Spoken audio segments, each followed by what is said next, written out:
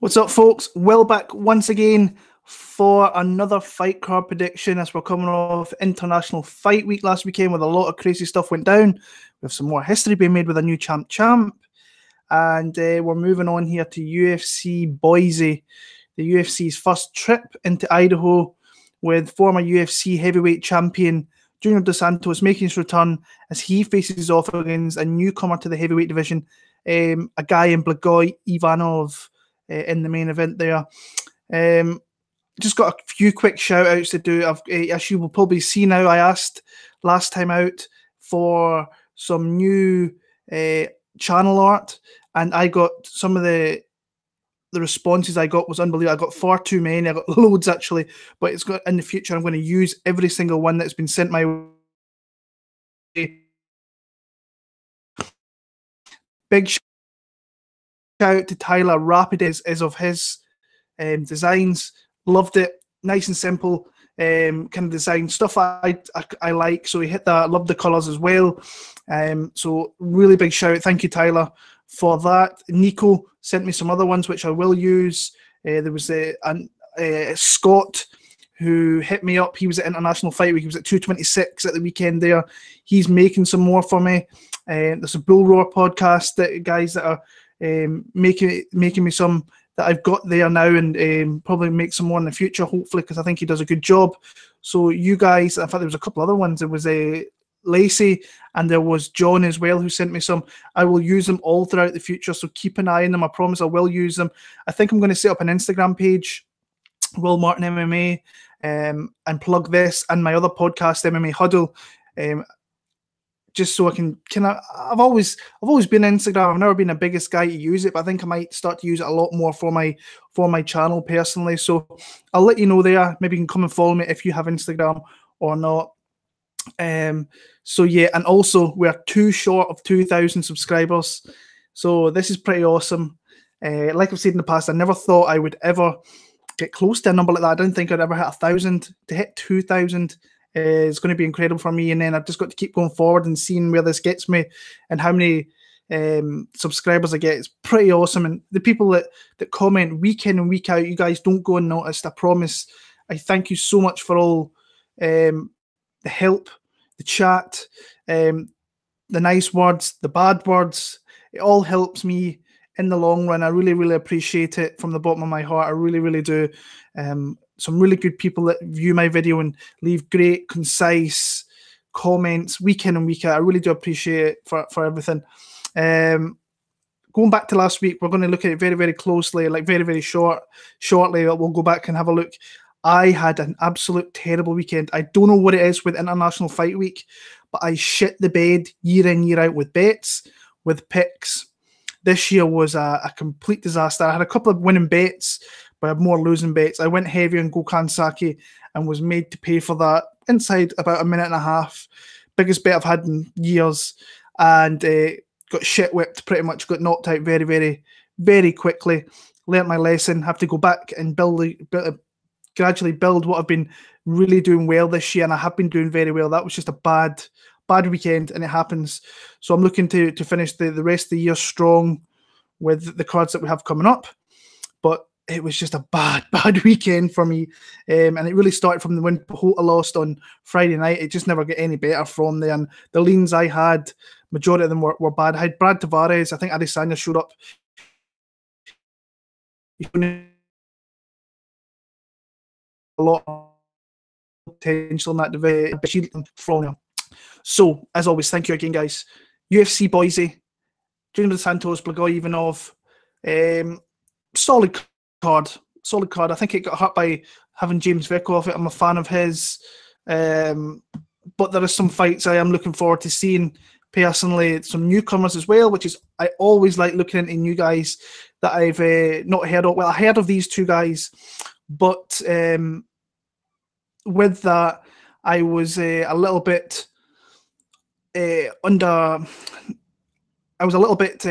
looking into them. It was nice to look into new fighters, is what I'm trying to say. I don't know what I'm trying to think there, what I was saying. But yeah, I love looking into new fighters in the division there. And we're going to start off in the women's strawweight division. This was a fight that was originally, I think, supposed to happen at UFC Utica a few weeks ago. and ultimately it got pulled because Jessica Aguilar had chapped lips.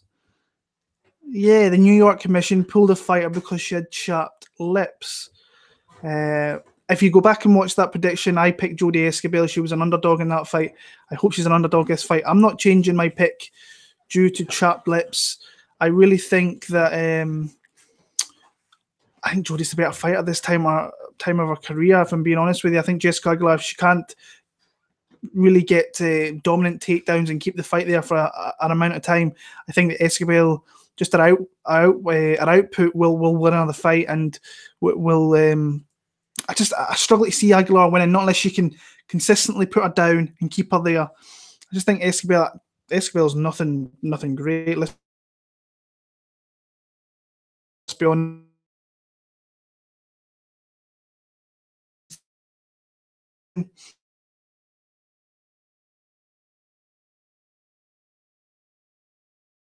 Newcomer Elias Garcia.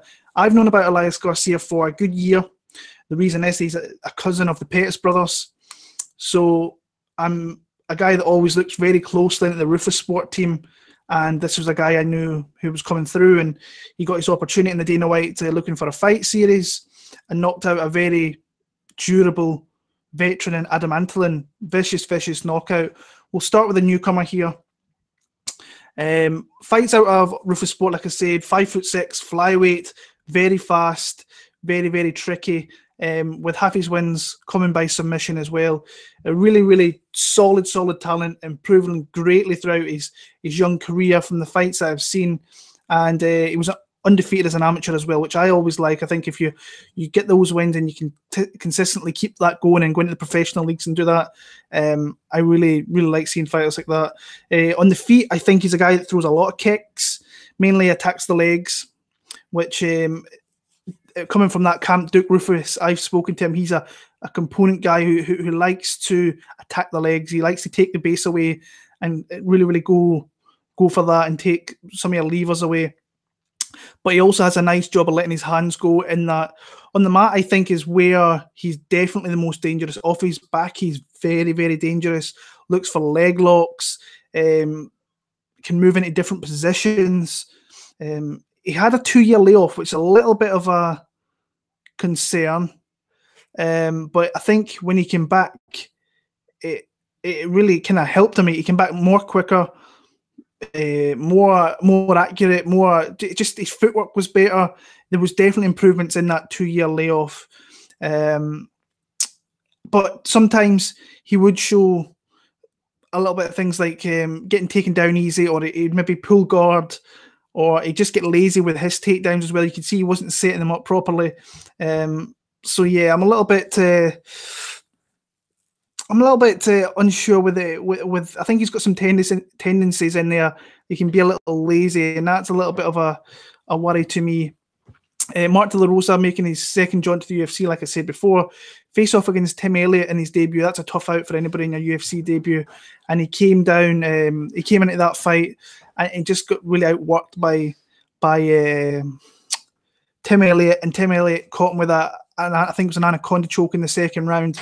I think overall he's a fairly decent, solid fighter.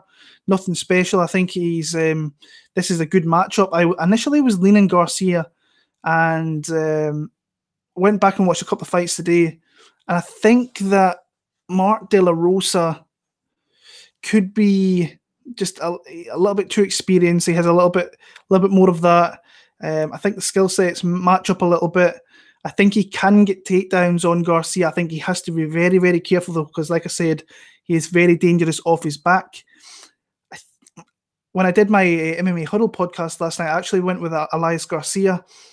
Since then, I watched a couple of fights this afternoon. I think I've changed that, and I've moved over to Mark De La Rosa. Just from what I've seen, I think the experience is going to be a big part here. Plus, making your debut in the UFC is always a big thing. And De La Rosa needs to keep his job in there. I think he was cornering his wife, who fought at the tough finale last week. Did a good job winning her fight. So, and he said his weight was on point. And I watched a couple of interviews. James Lynch interviewed him in Vegas, which was nice, just to get a little bit of see him before the fight, going down and see how he's feeling. He says he was George Lockhart was making his meals, I think it was. So I'm going to pick him. I think it's a close fight, though. Garcia has to start quick. And I think that also De La Rosa needs to get off to a quick start. So it'll be interesting to see how it goes. I'm going to go Mark De La Rosa to win via... Sorry, I'm just checking that out there. I'm going to pick him via 29-28 decision. I think it's going to be a really close fight. And yeah, I'll see, like, I'm a little bit... sorry, I'm just trying to find something here. My computer is playing up a little bit. Yeah. What was I saying? 29-28 decision I have for Mark De La Rosa. Guys, I apologize here. I think my computer is about to shut down. No, it's not. No, it's not. Apologies about that there. I thought for a second I was going to have to start all this over again. And yeah, I thought that was a little bit of a shock there. So I'm going to pick Mark De La Rosa as the victor in that fight there. Moving on to the women's flyweight division, we have Liz Carmouche against Jennifer Maia.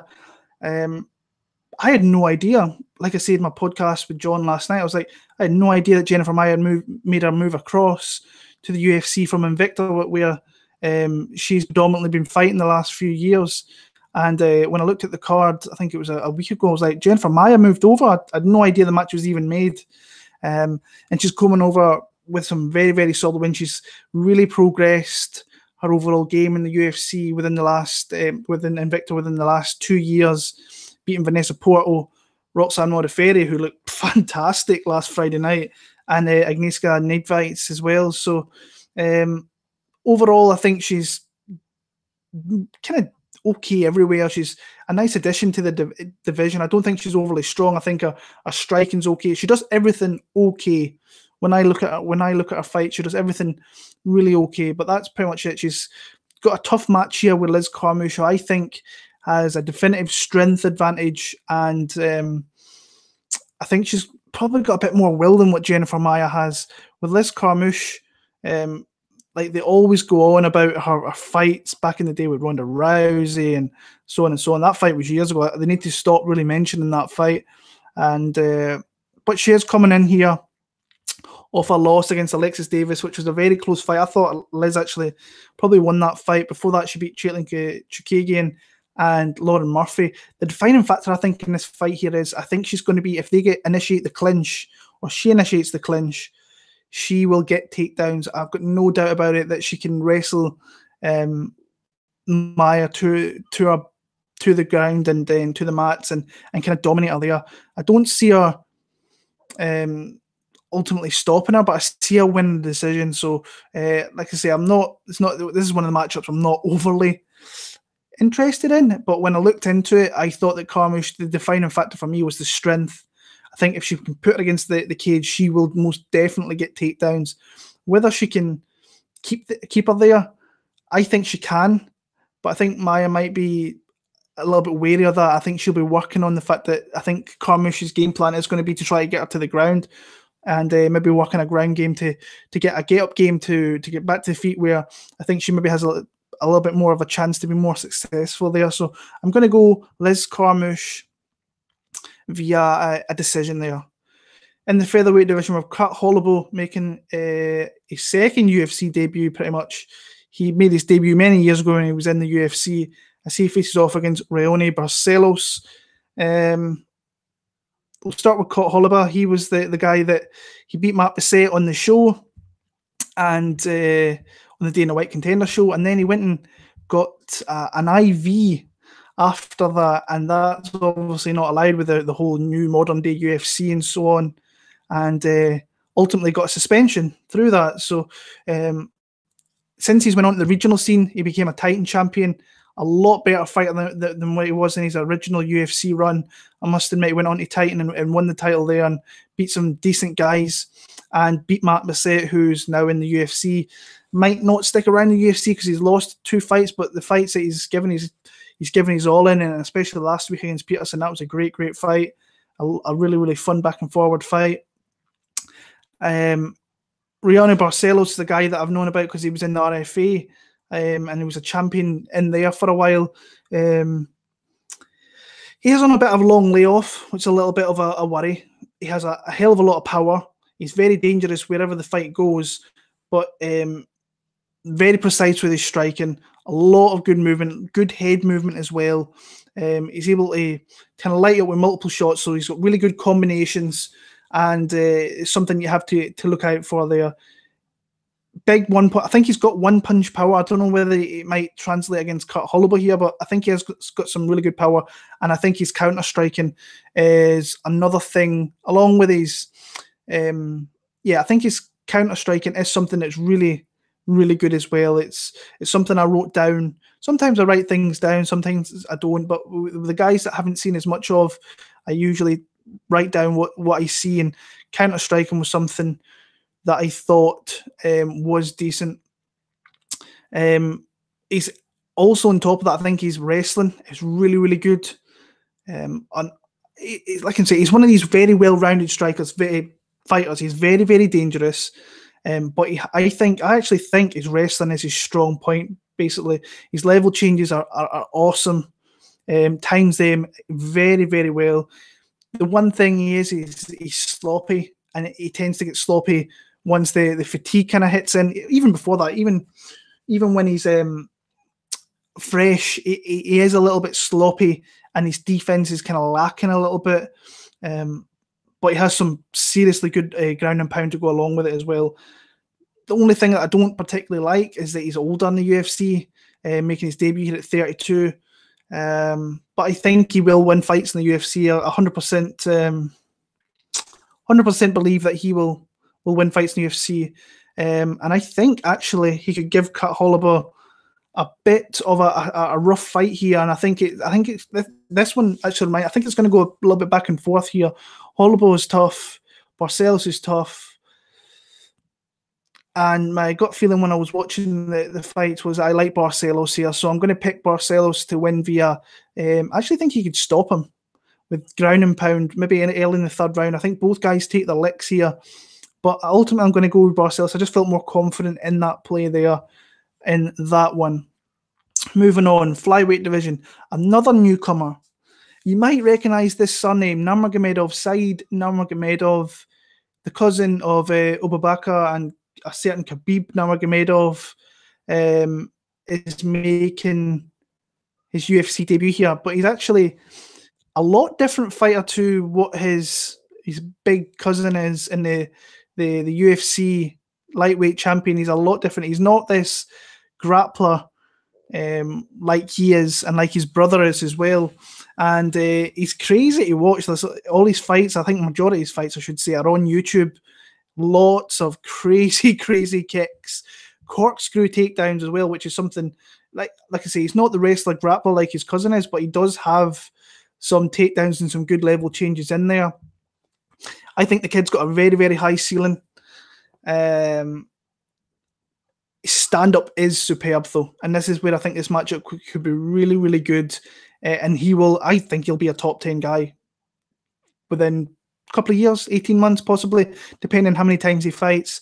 The best way to kind of beat him, I think, is to make it a grimy fight and get in his face, try and get takedowns, and just try and beat him up, because if you give him time, he's going to unload shots.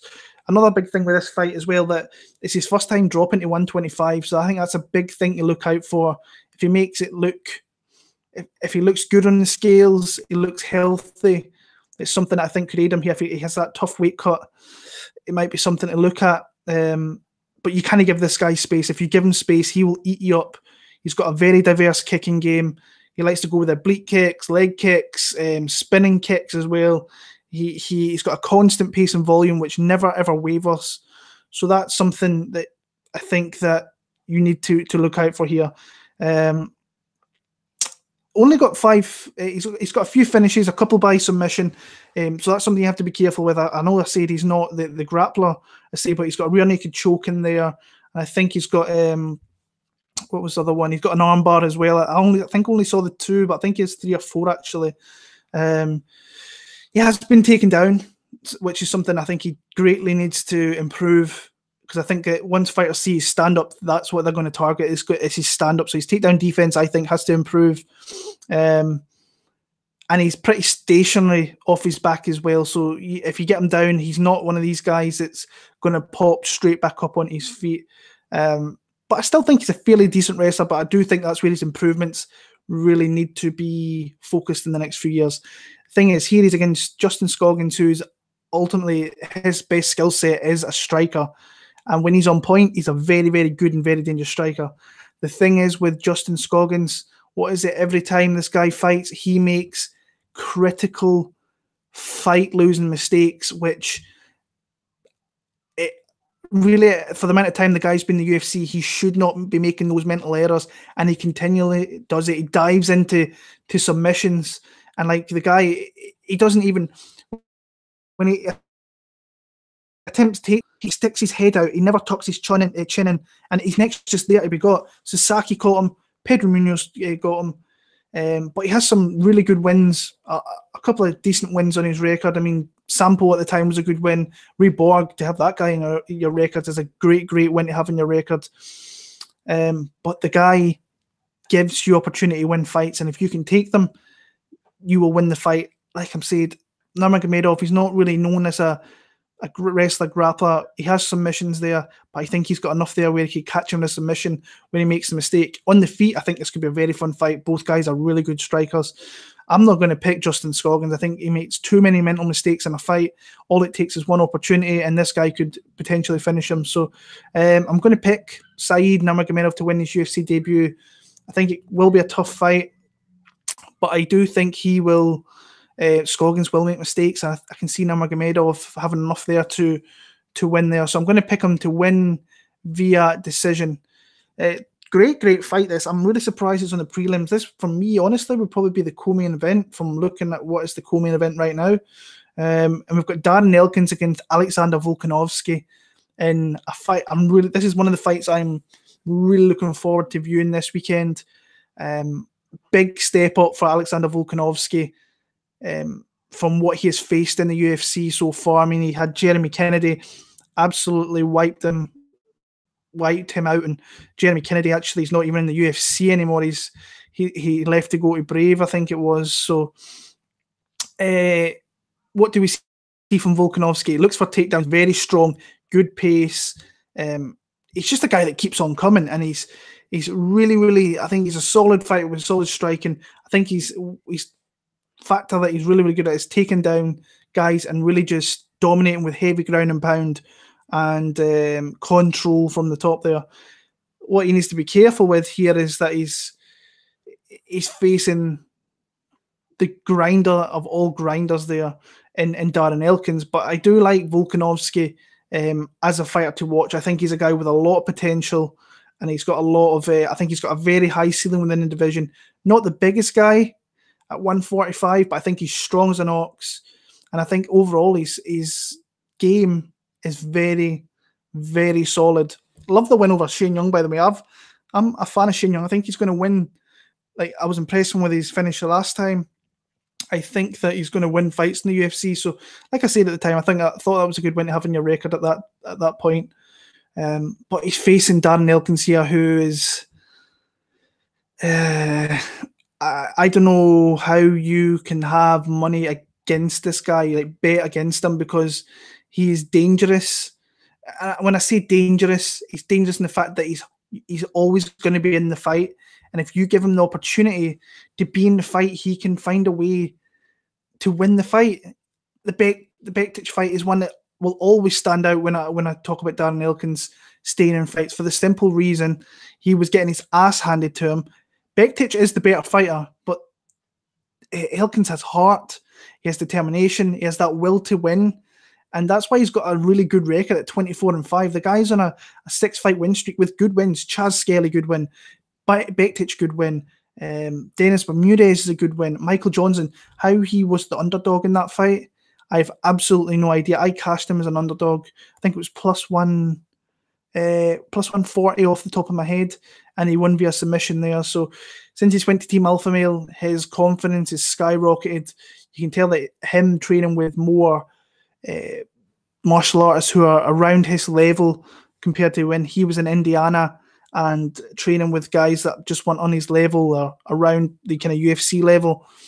With this guy, you can tell being at that good camp is put his confidence up tenfold, and he's just a rough, tough fighter to face here. Ultimately, I'm going to pick Volkanovski, but honestly, I see this as a 51. I'm like 51% confident. It's a 50-50 fight to me. I think that if Volkanovski can get takedowns and keep him there, I think that's... Can he do that the whole fight, though? I don't think he can. I'm struggling to see him do that the whole fight. If he can, that's a feather in his cap, because Elkins, like I say, is tough to get down. He's gritty, he's grimy. But I'm not going to be counting out Darren Elkins anymore. I don't think anybody should after that Bektic fight and what he's shown with his confidence. And he's still got the shittest tattoo. I still can't believe that tattoo every time I see it. I thought his wife or something maybe say something to him with that tattoo. It's so bad. But getting back to the fight, I'm going to pick Volkanovski. I just think he's the better athlete. I think he can keep a good pace, and I think that's what you need with Darren Elkins. If you show any sign of slowing down, like Michael Johnson did, like Mirsad Bektic did, he will eat you alive. That's the big thing for me here. Can he keep a pace? If he can, I think he wins the fight. I'm going to pick him to win via decision. So that's going to be Volkanovski there to snap the winning streak of Darren Elkins. But like I say, I'm going to put Volkanovski probably in my least confident picks just because he's facing Darren Elkins. In the main fight of the prelims here, we have Eddie Wineland against Alejandro Perez. I don't know. I think I picked against Perez last time out. I can't remember his opponent off the top of my head. Did I pick him last time, actually? Matthew Lopez. I think I actually picked Matthew Lopez off the top of my head there. And he beat Matthew Lopez and he knocked him out. After, I think he started the fight very, very slowly, and then Matthew Lopez came into it. This was one of the fights I actually watched over a week ago, so off the top of my head, it's not one that I remember all too well. But he's on a 3-fight win streak, wins over Andrei Sukumtath, Yuri Alcantara, and Matthew Lopez. Like I say this every time I talk about Alejandro Perez, one of those guys that sneaks decisions and wins fights. Very close fights that you think might go to the other guy. I think I actually thought Sukumtath won that fight, and I probably still do. But when you look at it, when you watch it back, it is very, very close things that dictate fights. And he's a guy that never stops. And I think he just does enough to win fights. I like his skill set. I must admit, I just think he's a guy. Nothing stands out. He's just solid. I love solid fighters who. They don't really stand out in one area, and they're pretty solid in every area, and they win fights. And I like this spot for him in this matchup against Eddie Wineland. Eddie's a guy that we don't really see all too much. He fights maybe once a year, always dangerous, but I think his best days are behind him. Coming off that loss to John Dodson, was pretty unanimously beaten that fight last April. Beat Takeya Mizugaki, who since he's come out of the UFC is dipped big time. Frankie Saenz I thought was a good win at the time, but you're looking, that's a couple of years ago now. So very dangerous striker, very light on his feet, but he does leave his chin out there where you can hit him and you can get enough shots off if you can establish a good jab. That always works against this guy. Have to be careful with him. I think his chin is there to be hit, but ultimately I think Alejandro Perez just outworks him. I think that's what he is probably best at, is he just never stops. He works very hard the entire fight, and he pretty much just does enough to kind of get off there. And I like Perez to win the fight personally. I think that he will outwork Eddie Wineland for at least 2 out of the 3 rounds. Wineland might start off decent, but I think Perez just outworks him and wins the decision. I think it's going to be close. I think it could be close, but I think Perez, with his work ethic, will benefit him in this one here, and coming in from the camp like AKA, where the confidence must be skyrocketing at the minute with the fighters that are coming out with DC and so on. I'm going to pick Alejandro Perez to win via decision there. So moving on to the main card, we start off in the women's bantamweight division with a fight which I'm quite interested in, because I think it's a close fight. And interested to see Zingano back so quick after the last fight against Caitlin Vera, where honestly, I know I picked on that fight. I actually bet on that fight. Looking back now, it wasn't the best of bets, but I was surprised how well she made Caitlin work for it, and that's what I liked about Kat Zingano. She's always one of those people that makes you work for your wins. She doesn't give you an easy win, except for the Rousey one, where she kind of flew into that submission and got subbed. But I think it's a do or die fight for Kat Zingano. She loses this fight, she's really in no man's land. The injuries have played a real big part, and the issues outside the cage have played a big part in her career. So she needs to pick up a bit of momentum, and she needs to do it quick. But she's not got an easy fight here against Marion Reneau, who is, I mean, she's old. She's an older lady. She's like 40. I think she's 40 or maybe 41. I remember looking at the stats on that. But she seems to be one of these fighters that is getting better with age, kind of every fight there. And her last fight, I called to an absolute T, and it's the fact that I kind of know how Sarah McMahon fights. She comes out strong, she gets takedowns, she dominates from there. But as soon as you get her in the slightest bit of trouble, she will find a way to look for the cage door and get herself out of there. And she did that, and that's much respect to Marion Reneau for doing that. The one thing that kind of worries me with this fight with her, and I think she is the better well-rounded mixed martial artist. I think she's a really good, well-rounded mixed martial artist. The thing that worries me is that Kat's pressure and her ability to take the fights to the ground, I think, will work in this fight. I think because that's what she does. Kat Zingano's striking is not great. She comes out and she kind of bull rushes you, looks to get in the clinch and take you down. And against someone like Caitlin Vera, it just wasn't going to work, really, in all honesty. And the new breed kind of showed her the level that she's clearly not at anymore. But this might be, I think, a better fight for her than Caitlin Vera, because I don't think Reneau is as strong as what Vera is. So I think she is easier to get down than what Vera is. And I just think she's got a little bit more, I don't want to say will, because that's maybe me speaking a little bit out of turn, but I like Kat Zingano's aggressiveness. Now, that could turn against her because she gets taken down as well. If she gets too aggressive, you can flip her, judo trips, judo throws, I should say. You can get her down. If she establishes top position, she can be dangerous down there. She did that in the Bernardo fight. She did it in the Miliana Dudeva fight. She has did it in the past. Ultimately, I'm going to pick Kat Zingano here. I've got a couple of friends that may watch this who are very high on Marion Reneau and saying that Kat Zingano's done and this is the easiest money on the card.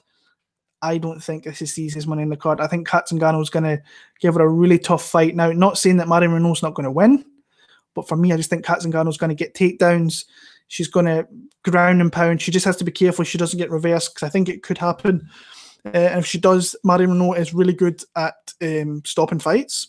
She's did that in her last 3 wins. So ultimately, I'm going to pick Kat Zingano to win the fight. Do I see her stopping her? Possibly. But I'm going to go with a decision win for Alpha Kat Zingano. I think it'll do or die moment for her. If she loses this fight, then where does she go in that division? She's just kind of a name out there, maybe to build your young girls coming through. So that's not for me there. So I'm going to go Kat Zingano via decision. Featherweight division. Myles Fury Jury meets the returning Chad Money Mendes, a long forgotten about guy who's been out for a long ass time, well over 2.5 years. And making his return here, he got caught with I think it was growth hormone tablets or whatever in his bag, and he tested positive for them. So ultimately, he got a 2-year ban from the sport, and he is back now with a really tough fight in his return, I must admit. We'll talk about Mendes, what he was before that. He was just such a tough wrestler, striker, who's wrestling initially. He took fights to the ground and he dominated fights. His top position and his heavy top game was really hard to beat. He started adding his hands, and then he started getting confident and he started knocking dudes out. And he worked his way all the way up to interim title shots, full title shots against Jose Aldo, where he gave the first time he got knocked out dead, but the second time I thought he gave himself a really great performance against Jose Aldo. Followed that up with a knockout of Ricardo Lamas. Then kind of got bludgeoned against Conor McGregor, where just the accumulation of the power of Conor really beat him down. He did come in there on short notice. And then he got absolutely smacked right in the end of the nose by Frankie Edgar and knocked out there. So that's something to keep into consideration, is the fact that he's been knocked out twice. Not saying that Myles Jury is going to do that, because he's not known as a one quitter hitter. Never has been. But Myles Jury is a guy that I always forget about because he never fights enough for me. He's still a young guy, like 29, coming 30, so he's coming at the prime of his career. And just a guy that fights literally once a year. And we need to, well, saying that, I think he fought twice last year. Mike De La Torre and Rick Glenn, I thought he gave a really good, solid performance against Rick Glenn. Glenn's tough and he's a hard guy to face, but I thought he did what he had to do and really kind of dominated him from there. De La Torre absolutely destroyed with elbows in that one. And he's only 2 losses to Cowboy and Charles Oliveira. When Charles Oliveira shows up, you've got yourself a tough fight, and Cowboy's always a tough fight no matter who he's facing as well. For me, I think the ring rust, I think it's going to play a part here. You've got someone like Myles Jury who's a little bit longer. I believe reach-wise, just a bigger guy. He's going to be definitely the bigger guy coming down. I think he can keep Chad Mendes at the end of a jab, work from there. Has to be careful not to get taken down, because Mendes, I still think, can take a lot of people down. But I do think the ring rust and the game has changed in the last 2.5 years, 3 years that he's been away. And the fights that he took some punishment in those last 2 fights. Recovering from knockouts, back-to-back knockouts, is not a good thing. But he has had 2.5 years to maybe improve his game. He's maybe had 2.5 years to maybe improve his chin. But once that chin kind of starts to go, it usually doesn't stick around or come back. I like Myles Jury here. I think he can just outwork Chad Mendes. If he doesn't get taken down or he doesn't get caught with a shot, I think he beats Chad Mendes. So I'm going to go with Myles Jury to win. I think he could maybe stop him, actually. I think he can maybe submit the guy. But ultimately, I think the better pick is him by decision. I'm going to go with decision win for Myles Jury in that one there. Welterweight division with Randy Brown against Niko Price. I'll tell you, I'm going to pick Niko Price to win the fight, but honestly not confident, because I think the guy's so up and down. When he's up and he's on it, he's really good and he's really dangerous. I think in his fight with George Sullivan, he started off rough, got taken down, took some shots, but ultimately once he kind of got into the fight in the second round, he showed that he was the better fighter against George Sullivan and came out there and got the win. And he's just a solid guy. That he's dangerous. You have to be very, very careful with him. I think there's a certain level to him. Once he moves up to that next level, like he did in the Luque fight, that's when he will be beating against guys who are surging through.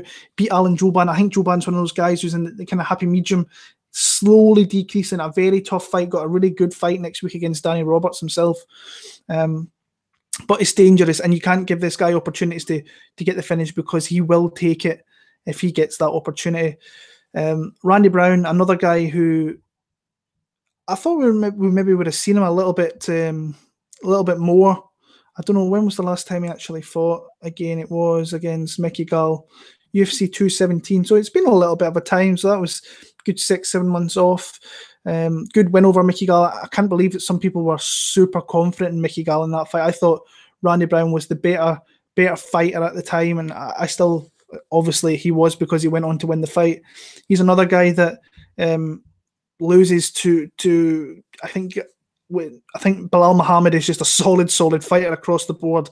A tough fight for anybody in that division, and it showed. I think it was a little bit too early. Michael Graves, another guy who I think is a good fighter, probably should be in the UFC.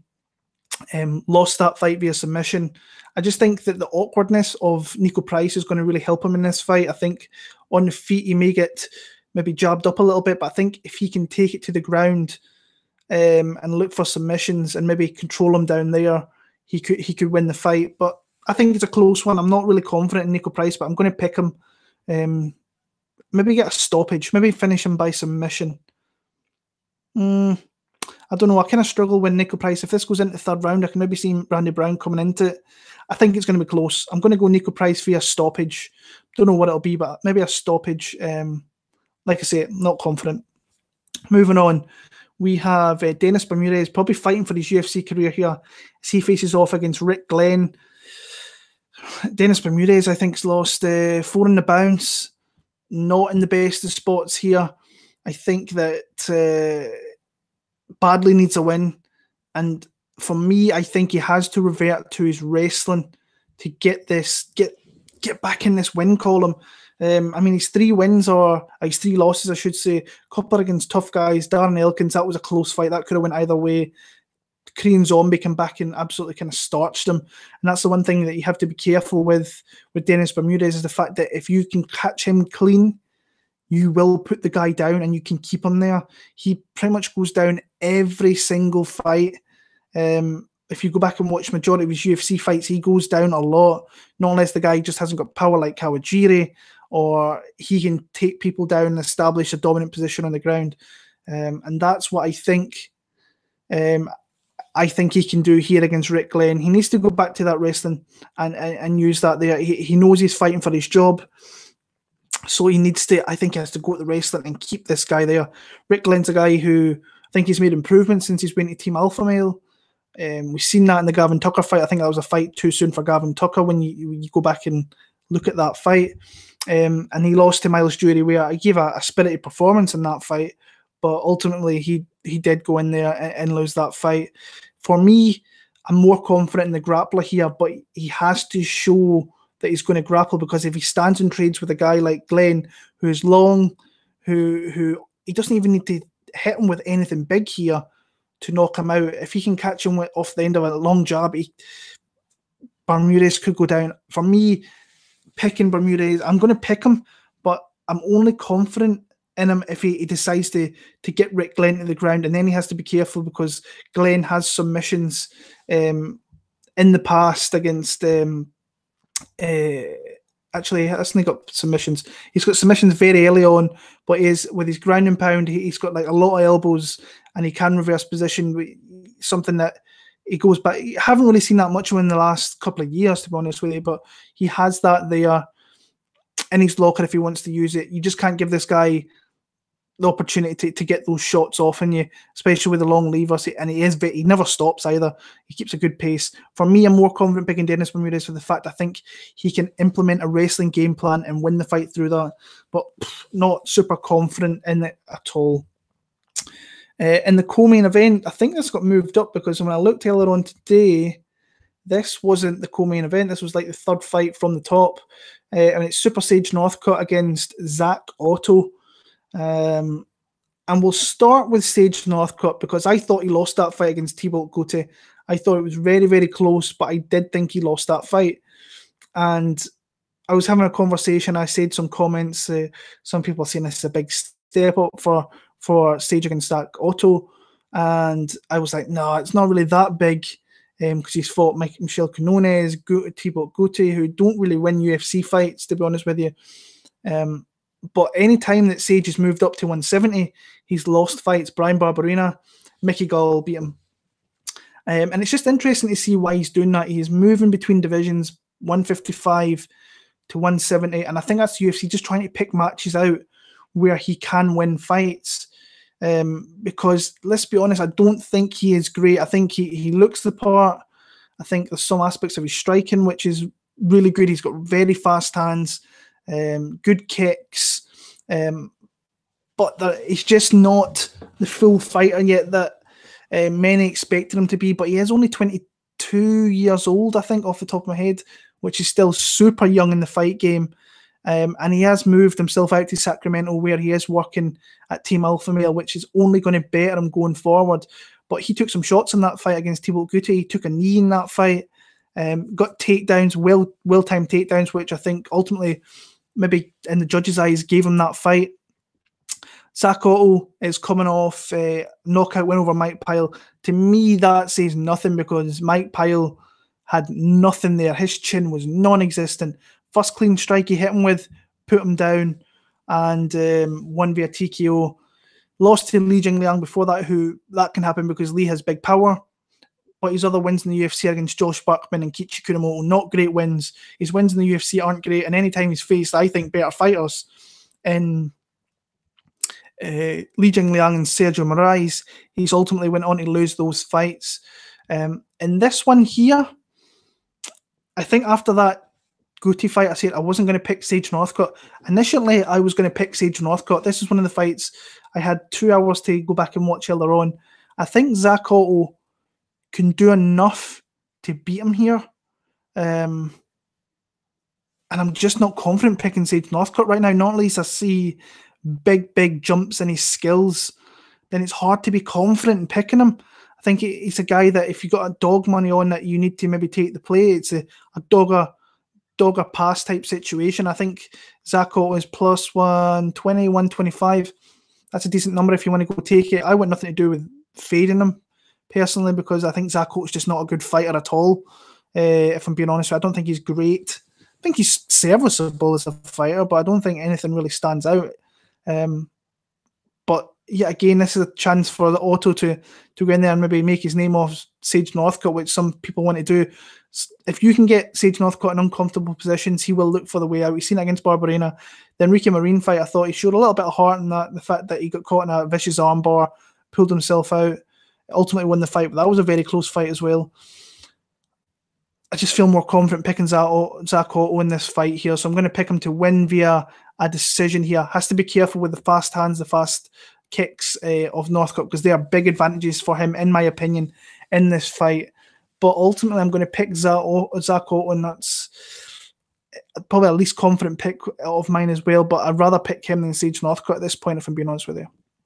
And the main event of the night, we have the former UFC heavyweight champion in Zingano, Junior Dos Santos, against the newcomer Blagoy, Ivanov, who, if you're just a viewer of the UFC, you will not know who this guy is. If you're a viewer of Bellator or the PFL or World Series of Fights, as it was called back then, you will know who Blagoy Ivanov is because he was the heavyweight champion over there. A Sambo guy, very looks to kind of take the fight there. I don't know whether he's got the pressure game to really affect Junior Dos Santos here, which is something that one of the best guys out there that I listened to was saying as well. And it's something I went back and watched, and it might kind of come to fruition in this one where he doesn't pressure all too much.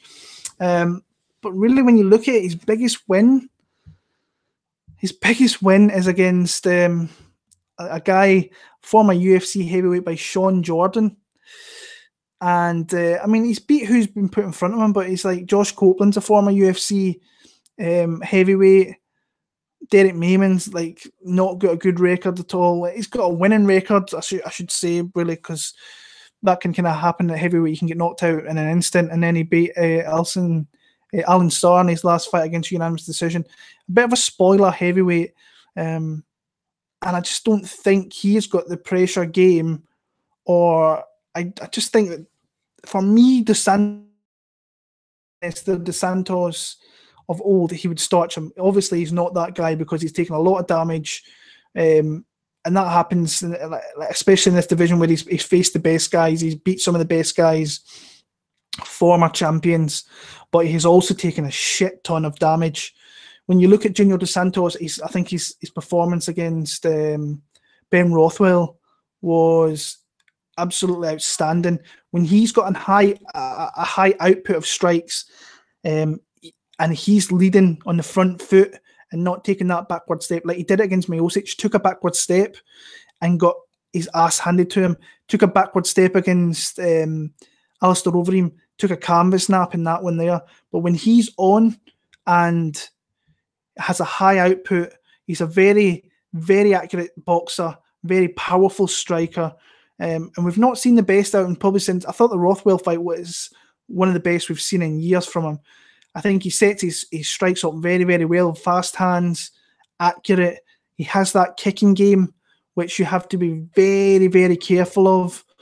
And he got caught by USADA, and ultimately he didn't test positive. He did, but they found out it wasn't to his doing, and they actually let him off so he could come back early. So So I think he's going to be pissed off the fact that he's lost time of his career, out of his career due to this mistake that USADA found, and he wasn't the one for it. But really, he's trading wins and losses, and he's did that for the last couple of years. Beat Mark Hunt, beat Stipe, beat Ben Rothwell, lost to Stipe, lost to Overeem, lost to Velasquez a couple of times. So he's losing to the best guys. I don't think Ivanov is in that caliber. He could be, but to me, he's like, when he's faced the higher guys, and Alexander Volkov, this was a couple of years ago, Volkov went in there and submitted him.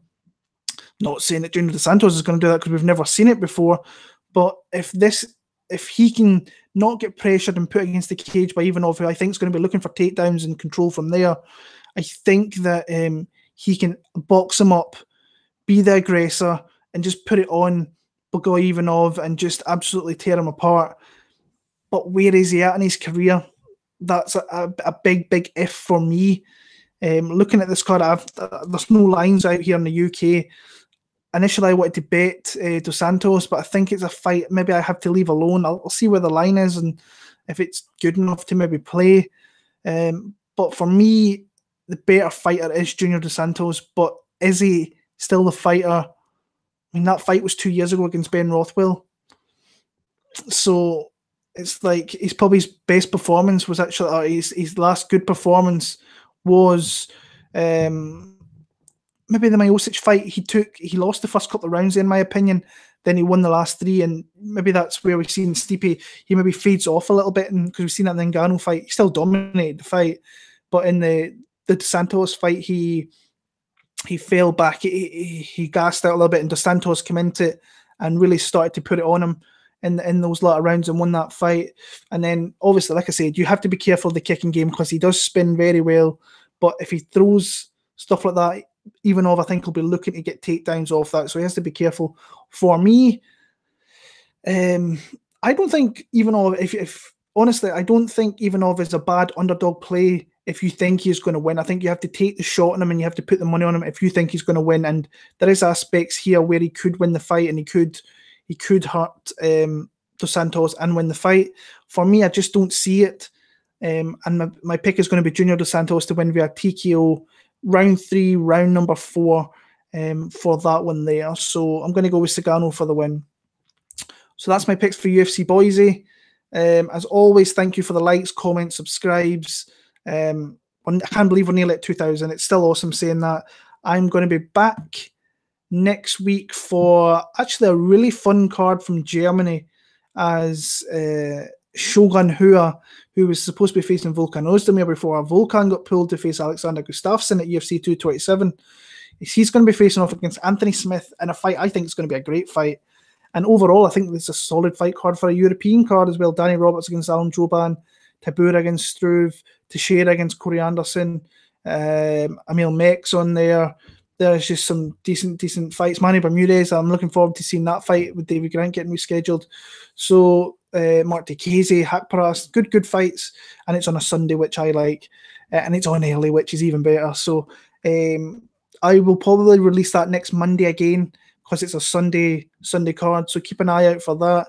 As always, thank you for your time. Take care. You guys are the best, and I will see you next week for UFC Hamburg. Peace.